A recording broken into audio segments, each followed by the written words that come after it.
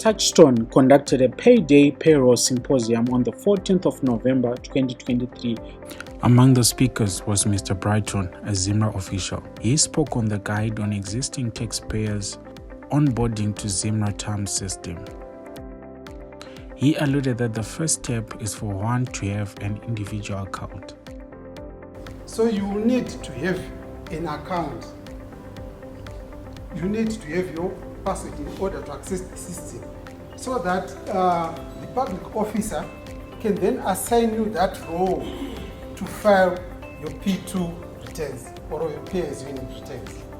He also said that to start the registration process, you need the link to the TAMS website. So the first port of call is for you to have the link.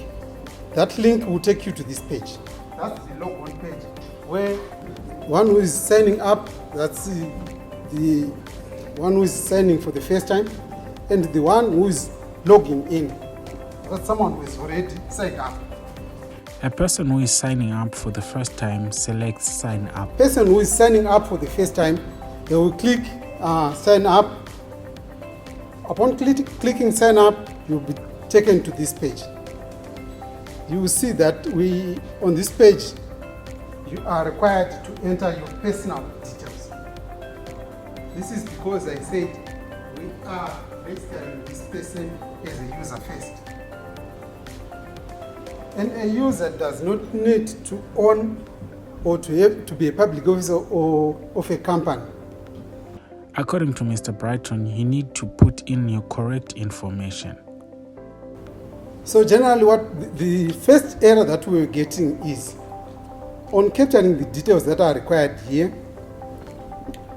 one would not put the details as they appear on their national identity document.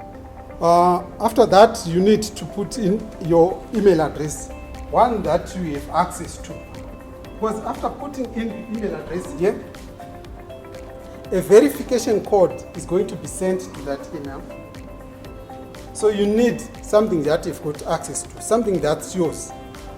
Remember, we said this is a user account. You also need to put your phone number there. He also said that it's important to put the contact details that you have access to. A link will be sent to your email for you to then set up your password. Once the setting up of the password is done, you are now a registered user. You can now log onto the system and then register your company or the company that you are a public officer for. So once you are in your account, you'll be taken to this page. On that page, there are 4 options. You can either register as an individual, you can register as an organization, register as a representative of a deceased taxpayer, or register with an existing BP. He says that you select the option to register with existing BP number. This is because all the information, the master data that we had in SAP was migrated to TAMS. So when you choose that option, you're just going to find the basic information, your master data information already in TAMS. There are 2 BP numbers, the 3 series and the 2 series. So for this process, we are using the 2 series. But one additional thing there, you are putting a 0 before the 9 digits that are there, so that they become 10 digits. He also highlighted that for date of birth, you should put 01/01/1901. On date of birth, just for migration, the date of birth that we're using is 01/01/1901. According to Mr. Brighton, after you register as a user, you can then register the different organizations that you represent. The public officer is going to come to this page. We agree he is registered as a user to that stage.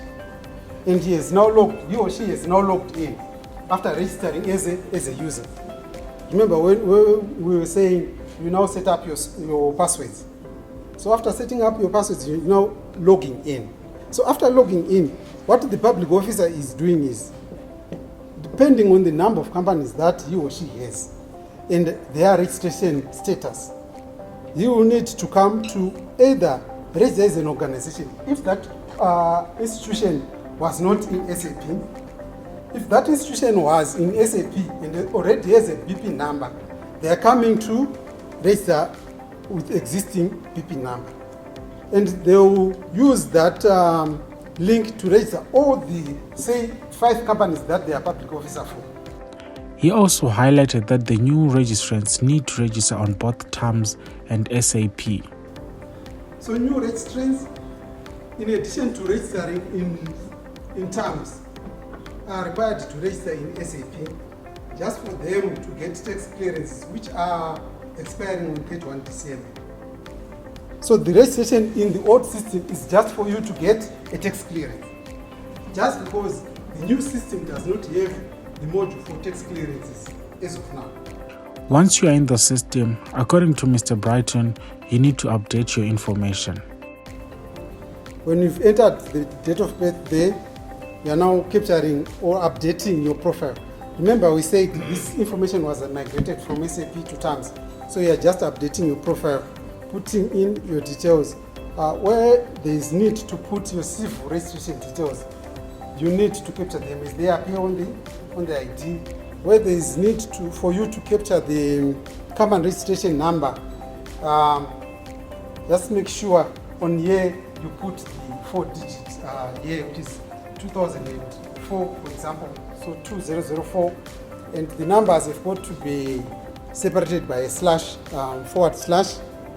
He also mentioned that organizations who have 2 or more branches in different cities should put initials of the city at the end to differentiate them. For Bulawayo registered, the main challenge that we were facing is you will find that when the register of companies are at the beginning of each year, they are starting from 1. The same was also happening in Bulawayo. At the beginning of each year, they were starting from 1. So you would find that in the registration of companies, they were duplicates now. There is one for Harare and one for Bulawayo. So that challenge. But now they've come up with a solution whereby for those companies registered in Bulawayo, you need to put a BY at the end, just to differentiate between the two.